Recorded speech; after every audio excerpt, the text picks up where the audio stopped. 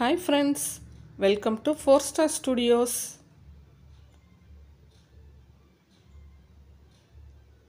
இது என்னன்னு பார்க்குறீங்களா? இப்போது நம்ம கேஸ் விலை இப்படி தாங்க உச்சத்தை நோக்கி போய்கிட்டே இருக்குது. அதனால் நம்ம சமையலில் ஒரு சின்ன சின்ன விஷயங்கள், சின்ன சின்ன ட்ரிக்ஸ்லாம் நம்ம ஃபாலோ பண்ணோன்னா கண்டிப்பாக கேஸோடைய பயன்பாடை நம்ம கரெக்டான அளவில் யூஸ் பண்ண முடியும். தேவையில்லாமல் கேஸ் வேஸ்ட் ஆகிறத நம்ம கண்டிப்பாக குறைக்க முடியும். என்னென்ன விஷயங்கள் ஃபாலோ பண்ணலாம் அப்படிங்கிறத வாங்க இந்த வீடியோக்குள்ளே போய் பார்க்கலாம். Tip number 1, pressure cooker use பண்ணுறதுங்க. ப்ரெஷர் குக்கர் யூசேஜ் வந்து நம்மளுடைய கேஸ் கன்சம்ஷனை ரொம்பவே நமக்கு கண்ட்ரோல் பண்ணும். நீங்கள் எதுவாக இருந்தாலும் சரி, ஒரு பாத்திரத்தில் நீங்கள் தனியாக அப்படியே வேக வைக்கிறதுக்கும் ப்ரெஷர் குக்கரில் வேக வைக்கிறதுக்கும் டைம் ரொம்பவே சேவ் ஆகும். அதனால் கேஸும் ரொம்பவே சேவ் ஆகும். நீங்கள் சாதம் வைக்கிறதுக்கு கூட ப்ரெஷர் குக்கர் யூஸ் பண்ணியிருப்பீங்க. சாதம் வைக்கிறதுமே வந்து எப்பவும் போல் இல்லாமல் ஒரு டிஃப்ரெண்ட்டான மெத்தடில் சாதம் வைக்கிறது எப்படின்னு நம்ம சேனலில் ஏற்கனவே நான் வீடியோ போட்டிருக்கேன். அதோட லிங்க் நான் டிஸ்கிரிப்ஷனில் கொடுக்குறேன். கஞ்சி வடிச்சிட்டு சாதம் நம்ம வந்து பாத்திரத்தில் வைக்கிற மாதிரியே நம்ம வந்து குக்கர்லேயும் வைக்கலாம். அந்த வீடியோ செக் பண்ணி பாருங்கள். அதே மாதிரி எந்த ஒரு பருப்பு, காய்கறி, உருளைக்கிழங்கு வேக வைக்கிறது, மட்டன் வேக வைக்கிறது எல்லாத்துக்குமே நீங்கள் தனியாக அப்படி பாத்திரத்தில் செய்கிறத விட ஒரு விசில் 2 விசில் நீங்கள் டக்குன்னு ப்ரெஷர் குக்கரில் கொடுத்தீங்கன்னா ரொம்பவே கேஸோடைய பயன்பாடு நமக்கு ரொம்பவே குறையும். அதனால் கேஸ் நமக்கு ரொம்பவே சேவ் ஆகும். கொஞ்சமாக ஒரு பருப்பு வேக வைக்கிறதுக்கு, ஒரு உருளைக்கிழங்கு வேக வைக்கிறதுக்கு இது எல்லாத்துக்குமே நீங்கள் வந்து ப்ரெஷர் குக்கர் யூஸ் பண்ணி பழகிக்கோங்க. உருளைக்கிழங்கெல்லாம் வந்து நீங்கள் அப்படியே முழுசாகவே போட்டு ஒரு 2 விசில் கொடுத்தீங்களே போதும், சீக்கிரமாகவே நமக்கு குக் ஆகிடும். பருப்புமே வந்து நல்லா ஊற வச்சுட்டு நீங்கள் டக்குன்னு ஒரு 2-3 விசில் கொடுத்துட்டு ஒரு 5 நிமிஷம் கழித்து நீங்கள் ஓப்பன் பண்ணிங்கன்னா நல்லாவே உங்களுக்கு பருப்புமே நமக்கு குக் ஆகி வந்துடும். இப்போ பாருங்கள், நான் இந்த மாதிரி காய்கறிகள் வேக வைக்கிறதுக்கு மட்டும் இல்லைங்க, நீங்கள் எந்த ஒரு இதனாலுமே நீங்கள் 2-3 ஐட்டம் கூட யூஸ் பண்ணிக்கலாம். பருப்பு அடியில் போட்டுட்டு ஒரு சின்ன பாக்ஸில் நீங்கள் ஒரு கேரட் பொரியலுக்கு, பீன்ஸ் பொரியலுக்கு காய் கட் பண்ணி அதை டைட்டாக மூடி 2ஐயும் ஒன்றா சேர்த்தே குக்கரில் வந்து விசில் விட்டுடலாம். அந்த மாதிரியும் நீங்கள் ட்ரை பண்ணி பாருங்கள். ஒரே நேரத்தில் உங்களுக்கு பருப்பும் வெந்துடும், இந்த பொரியலுக்கான காயும் பீட்ரூட்டு, பீன்ஸு, முட்டைக்கோஸ் எல்லாமே ஒரே நேரத்தில் வேக வச்சு எடுத்துடலாம்.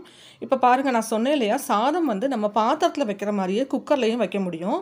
அதாவது குக்கரில் சாதம் வைக்கிறோம் அப்படிங்கிறதுக்காக அந்த அரிசிக்கு கரெக்டான அளவு தண்ணி வச்சு அந்த தண்ணியெல்லாம் வந்து அப்படியே அந்த கஞ்சி வந்து அப்படியே சாதம் இந்த தண்ணி வந்து அந்த சாதத்தோடு அப்படியே செட் ஆகி அந்த மாதிரி இல்லைங்க. நம்ம பாத்திரத்தில் வைக்கிற மாதிரியே குக்கரில் தண்ணியெல்லாம் வடிச்சிட்டு, கஞ்சியை வடிச்சிட்டு நல்லா உதிரி உதிரியாக சாதம் ரெடி பண்ண முடியும். அந்த வீடியோ நம்ம சேனலில் நான் ஏற்கனவே அப்லோட் பண்ணியிருக்கேன். அதோட லிங்க்கு நான் ஐ பட்டன்லேயும் கொடுக்குறேன், டிஸ்கிரிப்ஷன் பாக்ஸ்லேயும் கொடுக்குறேன். நீங்கள் தேவைப்பட்டால் செக் பண்ணி பாருங்கள். ரொம்ப டைம் சேவ் ஆகும், ரொம்ப கேஸும் இந்த மெத்தடில் சேவ் ஆகுங்க. மொத்தமே ஒரு 6லேருந்து 7 நிமிஷங்கிறது ஜாஸ்திங்க. 6 நிமிஷத்தில் நீங்கள் குக்கரை ஆஃப் பண்ணிடலாம். அது எப்படிங்கிறது அந்த வீடியோவில் நீங்கள் செக் பண்ணி பாருங்கள். 6 நிமிஷத்தில் உங்களுக்கு சாதம் ரெடி ஆகிடும். இது ரொம்ப கேஸ் உங்களுக்கு சேவ் பண்ணி கொடுக்கும். பாருங்கள், நான் சொன்னேன் இல்லையா, அந்த மெத்தடில் தான் நான் இப்போ சாதம் வச்சிட்ருக்கேன். ஒரு 3லேருந்து 4 நிமிஷம் மட்டும் கேஸ் எரிஞ்சால் போதுங்க. அதுக்கப்புறம் நீங்கள் ஆஃப் பண்ணிடலாம். அதுக்கப்புறம் ஒரு 10 நிமிஷம் அந்த ஸ்டீம் அப்படியே உள்ளே இருந்ததுன்னா சாதம் பாருங்கள் இந்த மாதிரி நல்லா சூப்பராக வந்துடும். இது டீட்டெயிலாக நான் அந்த வீடியோவில் நான் சொல்லியிருக்கேன். அதை நீங்கள் பார்த்தீங்கன்னா உங்களுக்கு கண்டிப்பாக புரியும். அந்த வீடியோ நீங்கள் கண்டிப்பாக செக் பண்ணி பாருங்கள். டிஸ்கிரிப்ஷன் பாக்ஸில் லிங்க் இருக்குது. பாருங்கள், நம்ம சாதம் வந்து பாத்திரத்தில் வடிக்கிற மாதிரியே குக்கரில் வச்சுட்டோம். ஆனால் பாத்திரத்தில் வச்சா கூட ஒரு 20 நிமிஷத்துக்கு மேலே ஆகும். இந்த மாதிரி மெத்தடில் நீங்கள் செய்யும் போது ஒரு 5லேருந்து 6 நிமிஷத்தில் நீங்கள் ஸ்டவ் வந்து ஆஃப் பண்ணிடலாம். உங்களுக்கு ரொம்பவே கேஸ் சேவ் ஆகும், டைமும் சேவ் ஆகும். இப்போ டிப் நம்பர் 2, தண்ணியோடைய அளவு. நம்ம சமைக்கிறதுக்கு யூஸ் பண்ணுற தண்ணியோடைய அளவு வந்து கம்மியாக இருந்ததுன்னா நமக்கு கேஸோடைய பயன்பாடும் கம்மியாக இருக்குங்க. இப்போ நீங்கள் மசாலாலாம் போட்டு வதக்கிட்டு ஒரு காய்கறியை சேர்த்து வதக்கிட்டு அந்த காய் வேகிறதுக்கு தண்ணி சேர்க்குறீங்க அப்படின்னா தண்ணியோடைய அளவை ரொம்ப கம்மியாக, அந்த காய் நனைகிற அளவுக்கு அதுக்கு தேவையான அளவுக்கு மட்டும் சேருங்க. ரொம்ப அதிகமாக தண்ணியை ஊற்றிட்டு காய் வெந்ததுக்கப்புறம் அந்த குழம்பு வந்து ரொம்ப தண்ணியாக இருக்கும். அந்த குழம்பை வந்து நீங்கள் கரெக்டான ஒரு கன்சிஸ்டன்சிக்கு கொண்டு வரணும் அப்படிங்கிறதுக்காக ரொம்ப நேரம் கொதிக்க விட்டு அதை வந்து சுண்ட வைப்போம் நம்ம. இப்போ உதாரணத்துக்கு கெட்டி குழம்பு, வத்த குழம்பு, காரக்குழம்புலாம் வந்து கொஞ்சம் திக்காக கொஞ்சம் கெட்டியாக இருந்தால் தான் நல்லாயிருக்கும். அதிலலாம் வந்து தண்ணியை ஜாஸ்தியாக ஊற்றிட்டீங்க, காய் வேகும் போது தண்ணியை ஜாஸ்தியாக ஊற்றிட்டிங்கன்னா அப்புறம் குழம்பை வந்து திக்காக கொண்டு வரதுக்காக ரொம்ப நேரம் நம்ம கொதிக்க வச்சுட்ருப்போம். அதில் ரொம்பவே நமக்கு கேஸ் வேஸ்ட் ஆகுங்க. அதனால் தேவையான அளவுக்கு மட்டும் தண்ணி ஊற்றுங்க. இப்போ ஒரு காய்கறியெல்லாம் பொரியெல்லாம் வேக வைக்கிறீங்க அப்படின்னா லேசாக தண்ணி தெளிச்சா கூட போதும். நிறைய தண்ணியை சேர்த்துட்டு அப்புறம் அந்த தண்ணி பூரா வத்துற வரைக்கும் நம்ம டைம் வேஸ்ட் பண்ண வேண்டாம், கேஸும் வேஸ்ட் ஆகாது. கொஞ்சமாக தண்ணி சேர்க்கும்போது நமக்கு டக்குன்னு கொதிக்கவும் ஆரம்பிச்சிடுச்சு பாருங்கள். அதே மாதிரி புளி கரைச்சி ஊற்றும் போதும் நீங்கள் எந்த ஒரு சாம்பாருக்கோ இல்லை புளிக்குழம்புக்கோ இல்லை காரக்குழம்புக்கோ புளி கரைச்சி ஊற்றும் போது அந்த புளியை கரைக்கிறதுக்கு அதிகமான தண்ணி யூஸ் பண்ணிடாதீங்க. தண்ணி அதிகமாக யூஸ் பண்ணி புளியை கரைச்சி நிறைய தண்ணியை அந்த குழம்புல ஊற்றிட்டு அப்புறம் திரும்ப அந்த குழம்பு சுண்டுற வரைக்கும் நம்ம டைம் வேஸ்ட் பண்ணுவோம், கேஸும் வேஸ்ட் பண்ணுவோம். அதை நீங்கள் அவாய்ட் பண்ணிக்கலாம். டிப் நம்பர் 3, கரெக்டான பாத்திரம் யூஸ் பண்ணுங்கள் சமைக்கிறதுக்கு. இப்போ இந்த பெரிய குக்கர் இருக்குது பாருங்கள், இந்த 5 லிட்டர் குக்கர் வந்து நீங்கள் நான் சொன்ன மெத்தடில் ரைஸ் வைக்கிறதுக்கு யூஸ் பண்ணலாம். அப்புறம் பிரியாணி செய்கிறதுக்கு, புலாவ் செய்கிறதுக்கு, அந்த மாதிரி நிறைய செய்கிற ஐட்டமுக்கு இந்த 5 லிட்டர் குக்கர் யூஸ் பண்ணுங்கள். இதுவே ஒரு 100 கிராம் 200 கிராம் துவரம்பருப்பு நம்ம சாம்பாருக்காக வேக வைக்கணும், ஒரு 1/4 கிலோ இல்லைனா 1/2 கிலோ மட்டன் வேக வைக்கணும் அப்படிங்கும் போது இந்த 5 லிட்டர் குக்கரை எடுத்துகிட்டு அதில் போட்டுட்டு இருந்தீங்கன்னா உங்களுக்கு ரொம்பவே கேஸ் வேஸ்ட் ஆகும். இந்த மாதிரி காம்போ ஆஃபரில் தாங்க நான் இந்த குக்கர் வாங்கினேன். இது வந்து கீழே இருக்கிறது 3 லிட்டர் குக்கர், இது வந்து 1 லிட்டர் குக்கர், ரெண்டுக்குமே ஒரே மூடி தான். இந்த மாதிரி நீங்கள் காம்போ ஆஃபரில் வாங்கிக்கிட்டிங்கன்னா கொஞ்சமான அளவில் சமைக்கும் போது இந்த சின்ன குக்கர்ஸ்லாம் நீங்கள் யூஸ் பண்ணிக்கலாம்.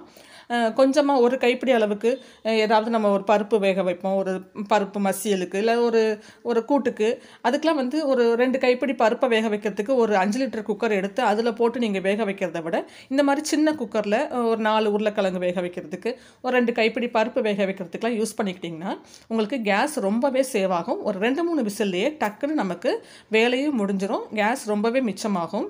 கொஞ்சமாக இது பாருங்கள், இது 3 லிட்டர் குக்கர், இதில் வந்து கொஞ்சமாக ஒரு கிரேவி செய்கிறதுக்கெலாம் நீங்கள் யூஸ் பண்ணிக்கலாம்.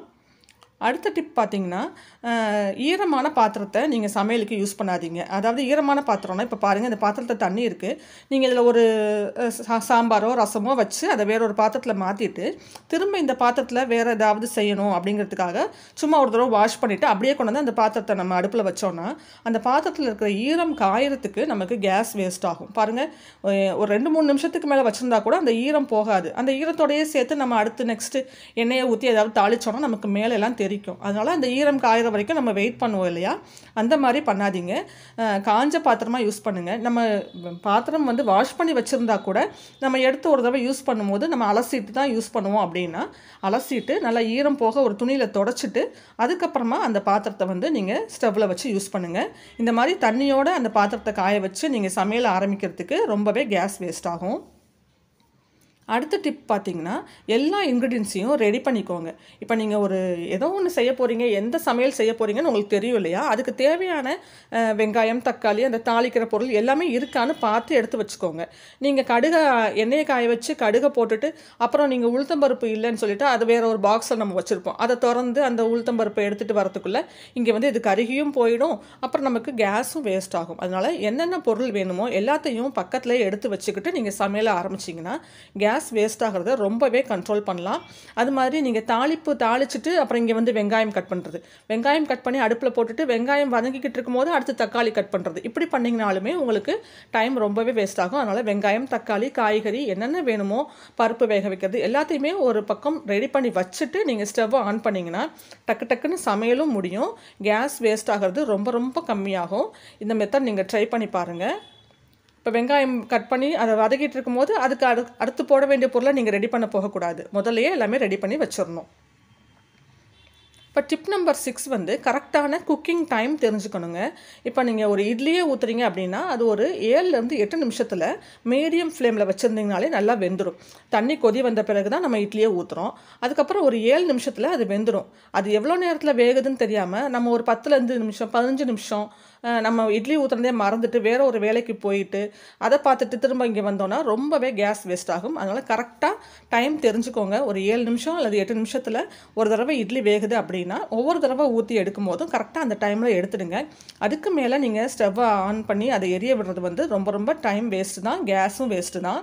அதே மாதிரி இப்போ ஒரு முட்டை வேக போடுறோம் அப்படின்னா கூட முட்டையுமே வந்து ஒரு 8-10 நிமிஷத்துலேயே நல்லா வெந்துடும். நல்லா கொதி வந்த பிறகு தண்ணியை சிம்லேயே வச்சுக்கலாம். சிம்மில் வச்சுட்டு ஒரு 10 நிமிஷம் நீங்கள் வேக விட்டிங்கனாலே அதுக்கப்புறம் ஆஃப் பண்ணிடலாம். முட்டை கட்டாயம் அந்த டைமில் வெந்துடும். எவ்வளோ நேரத்தில் வேகுது, எவ்வளோ நேரத்தில் ஒரு சமையல் முடியுது அப்படின்னு தெரியாமல் ரொம்ப நேரம் கேஸ் யூஸ் பண்ணுறதை அவாய்ட் பண்ணுங்கள். அதனாலேயுமே நமக்கு கேஸ் ரொம்பவே மிச்சமாகும். இப்போ 10 நிமிஷம் வேகிற முட்டையை நம்ம அடுப்பில் வச்சுட்டு மறந்துட்டோம் அப்படின்னா அது 15 நிமிஷம் 20 நிமிஷம் எரிஞ்சிட்டு இருந்ததுன்னா கட்டாயம் கேஸ் ரொம்ப வேஸ்ட் ஆகும். அதையும் நீங்கள் அவாய்ட் பண்ணுங்கள். அடுத்தது ஃப்ரிட்ஜில் நம்ம வந்து எல்லா பொருளுமே இப்போ ஸ்டோர் பண்ணுறோம். ஒரு இட்லி மாவாகட்டும், இல்லை எல்லா ஒரு காய்கறியுமே வாங்கி நம்ம ஃப்ரிட்ஜில் ஸ்டோர் பண்ணுறோம். சமைக்கிறதுக்கு ஒரு அரை மணி நேரம் முன்னாடியே அதெல்லாம் வெளியில் எடுத்து வச்சுடுங்க. ஏன்னா அது கூலிங்காக இருக்கும் இல்லையா, நம்ம ஃப்ரிட்ஜிலேருந்து எடுத்து அப்படியே டேரெக்டாக நீங்கள் இட்லி ஊற்றினாலோ இல்லை ஒரு சமையலுக்கு காய்கறியை கட் பண்ணி போட்டாலோ அந்த சில்னஸ் போய் அதுக்கப்புறம் அது குக் ஆகிறதுக்கு நமக்கு ரொம்பவே கேஸ் வந்து கன்சியூம் பண்ணும். அதனால் ஒரு அரை மணி நேரம் முன்னாடி எடுத்து ரூம் டெம்பரேச்சருக்கு வச்சுடுங்க. அதுக்கப்புறமா நீங்கள் சமையலுக்கு யூஸ் பண்ணிங்கன்னா ரொம்ப கேஸ் வந்து வேஸ்ட் ஆகிறத நம்ம கண்ட்ரோல் பண்ணலாம். அடுத்து டிப் நம்பர் 8 என்னன்னு பார்த்தீங்கன்னா, லோ டு மீடியம் ஃப்ளேமில் யூஸ் பண்ணுங்கள். எப்போவுமே ஸ்டவ்வை வந்து ஒரு low to medium flame, high ஃப்ளேமில் வச்சு அது கொதிக்க ஆரம்பிச்சிருச்சு, ஒரு குழம்போ ரசமோ கொதிக்க ஆரம்பிச்சிருச்சு அப்படின்னா அதுக்கப்புறம் அதை வந்து லோ ஃப்ளேம்லேயோ மீடியம் ஃப்ளேம்லேயோ வச்சு நீங்கள் யூஸ் பண்ணாலே போதும். ஹை ஃப்ளேமில் வைக்கிறது கண்டிப்பாக வந்து கேஸ் வந்து வேஸ்ட் ஆக தான் செய்யும். அதனால் லோ டு மீடியம் ஃப்ளேமில் யூஸ் பண்ணுங்கள். டிப் நம்பர் 9 வந்து இண்டக்ஷன் ஸ்டவ் நீங்கள் வந்து ஆல்டர்னேட்டிவாக யூஸ் பண்ணலாம். இப்போ பாருங்கள், ஒரு தண்ணி கொதிக்க வைக்கணும் அப்படின்னா கூட, இப்போ குடிக்கிறதுக்கு தண்ணி வைக்கிற பழக்கம் இருந்தாலோ இல்லை குளிக்கிறதுக்கு காய வைக்கிறதுக்கோ நீங்கள் கேஸ் யூஸ் பண்ணிங்கன்னா ரொம்பவே கேஸ் வேஸ்ட் ஆகுங்க. அதனால் தண்ணியெலாம் குளிக்கவோ இல்லை கொஞ்சமாக எதுக்காக தேவைப்படுது அப்படின்னா ஒரு இண்டக்ஷன் ஸ்டவ்வில் நீங்கள் வச்சிங்கன்னா கேஸ் ஆகிறத விட இதில் வந்து டைம் ரொம்பவே கம்மியாக தான் ஆகும். டக்குன்னு நமக்கு கொதிக்க ஆரம்பிச்சிடும் தண்ணி. இப்போ பால் காய்ச்சறதுக்கு, இந்த மாதிரி பால் சூடு பண்ணுறதுக்கு, ஏற்கனவே காய்ச்சின பாலை திரும்ப வந்து ஒரு காஃபி போடுறதுக்காக சூடு பண்ணுறோம் அப்படின்னா அதுக்கெல்லாம் வந்து நீங்கள் ஒவ்வொரு தடவையும் கேஸ் யூஸ் பண்ணாமல் இந்த மாதிரி இண்டக்ஷன் ஸ்டவ் யூஸ் பண்ணிங்கன்னா கரண்ட்டு செலவு நமக்கு கேஸை விட கொஞ்சம் கம்மியாக தான் வரும். நீங்கள் ட்ரை பண்ணி பாருங்கள். அடுத்து டிப் நம்பர் 10 என்னன்னு பார்த்தீங்கன்னா, சோக்கிங். நம்ம பருப்பு, அரிசி எல்லாத்தையுமே ஒரு 10 நிமிஷம் 15 நிமிஷம் ஊற வச்சுட்டு அதுக்கப்புறமா குக்கரில் வச்சு ஒரு 2 விசில் விட்டால் கூட நமக்கு டக்குன்னு வெந்துடும். டேரெக்டாக நீங்கள் பருப்பை குக்கரில் போட்டு ஒரு 4 விசில் 5 விசில் விடுற இடத்துல இந்த மாதிரி ஒரு 20 நிமிஷம் ஊற வச்சுட்டு அதுக்கப்புறம் குக்கரில் போட்டு ஒரு 2-3 விசில் விட்டால் கூட ஒரு 10 நிமிஷம் கழித்து நம்ம ஓப்பன் பண்ணோன்னா நமக்கு பருப்பு நல்லாவே வெந்துடும். அதனால் இந்த மாதிரி பருப்பு எல்லாமே நல்லா ஊற வச்சுட்டு அதுக்கப்புறமா குக்கரில் சேர்த்து நம்ம வேக வச்சுக்கிட்டோன்னா நமக்கு கேஸ் ரொம்பவே கம்மியாக செலவாகும். டிப் நம்பர் 11, மூடி யூஸ் பண்ணுறது. எதாக இருந்தாலுமே ஒரு தோசை ஊற்றினா கூட அதை ஒரு மூடி போட்டு வேக வச்சிங்கன்னா உங்களுக்கு சீக்கிரமாக வெந்துடும், நீங்கள் ஓப்பன்லேயே வச்சு வேக விடுறதை விட. இப்போ ஒரு குழம்பு கொதிக்க ஆரம்பிச்சிருச்சு அப்படின்னா அது ஒரு மூடி போட்டு கவர் பண்ணிட்டீங்கன்னா அதில் இருக்கிற காய்கறி வந்து நீங்கள் ஓப்பனில் வச்சு வேக விடுறதை விட சீக்கிரமாகவே வெந்துடும். அதனால் அடிக்கடி நீங்கள் மூடி யூஸ் பண்ணி சமையல் பண்ணுங்கள். ஒரு குழம்பு கொதிக்க ஆரம்பிச்சிருச்சுன்னா அது ஒரு மூடி போட்டு வச்சுருங்க. ஒரு தோசை ஊற்றுறீங்கன்னா மூடி போட்டு கவர் பண்ணிவிட்டு நீங்கள் எடுத்துக்கலாம். அதனால் மூடி யூஸ் பண்ணி நீங்கள் சமையல் பண்ணி பாருங்கள், கொஞ்சம் கேஸ் நமக்கு கம்மியாகும். டிப் நம்பர் 12, நல்ல அகலமான அடிகனமான பாத்திரம் வந்து நம்ம யூஸ் பண்ணணும் சமையலுக்கு. ஃப்ளாட்டாக அதே சமயம் நல்ல அகலமான பாத்திரம் யூஸ் பண்ணும்போது அந்த கேஸ் வந்து வேஸ்ட் ஆகாமல் இருக்கும். கீழே எரியிற ஃப்ளேம். நீங்கள் சின்ன பாத்திரம், குழிவான பாத்திரம் யூஸ் பண்ணும்போது அந்த பாத்திரத்தை தாண்டியும் வெளியில் வந்து நமக்கு தீ எரியும். அதனால அது வேஸ்ட்டு தான். நமக்கு அகலமான பாத்திரம் யூஸ் பண்ணும்போது கரெக்டாக அந்த ஃப்ளேம் ஃபுல்லாக நமக்கு யூஸ் ஆகும். ஒரு மீடியம் ஃப்ளேமில் வச்சு சமைச்சா கூட நமக்கு சீக்கிரமாகவே சமையல் முடிஞ்சிடும். நல்ல அடிகனமான பாத்திரமாக இருக்கிறதுனால ஒரு தடவை சூடு ஏறின பிறகு கொஞ்சம் லோ ஃப்ளேமில் இல்லை மீடியம் ஃப்ளேமில் வச்சுக்கிட்டா கூட நமக்கு குக்கிங் வந்து அது பாட்டுக்கு ஃபாஸ்ட்டாக நடந்துகிட்டே இருக்கும். அதனால் நல்ல அடிகனமான அகலமான பாத்திரம் யூஸ் பண்ணுங்கள் எல்லா சமையலுக்குமே. இது வந்து உங்களுக்கு ரொம்பவே கேஸை வந்து சேவ் பண்ணி கொடுக்கும். இப்போ பாருங்கள், பருப்பு உருண்டை குழம்பு நான் வைக்கிறேன். அதனால் இப்போ இது மாதிரி அகலமான பாத்திரத்தில் நீங்கள் யூஸ் பண்ணும்போது உங்களுக்கு நிறைய நம்ம டக்குன்னு வேலையும் முடியும். நல்ல ஹீட்டு தாங்கும். அந்த பாத்திரம் அடிகனமாக இருக்கிறதுனால உங்களுக்கு ரொம்பவே கேஸ் வந்து ரொம்ப கம்மியாகும். இதை நீங்கள் கட்டாயம் ட்ரை பண்ணி பாருங்கள். குழிவான பாத்திரத்தை விட அடிகனமான அகலமான பாத்திரம் best. Tip number 13, hot water use பண்ணுங்கள் சமையலுக்கு. அதாவது இப்போ ஒரு பக்கம் நீங்கள் வெங்காயமாக வதக்குறீங்க, இப்போ ஒரு உப்புமா கிண்டுறீங்க அப்படின்னா வெங்காயம் வதங்கிட்டு இருக்கும் போதே சைட் பை சைடு வந்து இண்டக்ஷனில் வந்து தண்ணி எவ்வளோ தண்ணி வேணும், நமக்கு ரவை எவ்வளோ எடுக்கிறோமோ அதுக்கு தண்ணி அளவாக அளந்து தண்ணியை வந்து சுட வச்சிடலாம். இது வந்து உப்புமாவுக்குன்னு மட்டும் இல்லை, ஒரு காய்கறி வேகிறதுக்கு கூட தண்ணியை இது மாதிரி சைடில் சுட வச்சுட்டு இந்த பக்கம் காய்கறியெல்லாம் வதங்கின பிறகு இந்த சுடுதண்ணியை எடுத்து நம்ம டேரெக்டாக டக்குன்னு அந்த சமையலில் சேர்க்கும் போது நமக்கு கேஸ் வந்து ரொம்ப செலவாக சீக்கிரமாகவே இந்த தண்ணி வந்து நமக்கு கொதி வந்துடும். இப்போ பாருங்கள் வெங்காயம் நல்லா வதங்கிடுச்சு. நம்ம ஏற்கனவே தண்ணி அளவு எவ்வளோ வேணுமோ அதை அளந்து நான் சுட வச்சுருக்கேன். அந்த சுடு தண்ணியை ஊற்றிக்கிறேன். இப்போ மட்டன் குழம்புலலாம் கூட மட்டனில் டேரெக்டாக நீங்கள் பச்சை தண்ணியை ஊற்றுனீங்கன்னா அது பாதி குக் ஆகிட்டு இருக்கும்போது மட்டன் வந்து விரைச்சிக்கும். அந்த டைமில் நீங்கள் இந்த மாதிரி சுடு தண்ணியை யூஸ் பண்ணலாம். ஒரு காய், ஒரு முருங்கைக்காய், கத்திரிக்காய் எதாக இருந்தாலும் அதை வதக்கிட்டு அதுக்கு வேகிறதுக்கு பச்சை தண்ணி ஊற்றுறதுக்கு பதிலாக இந்த மாதிரி சுடு தண்ணியை ஊற்றிட்டிங்கன்னா உங்களுக்கு உடனடியாக அது கொதிக்க ஆரம்பிச்சிடும்.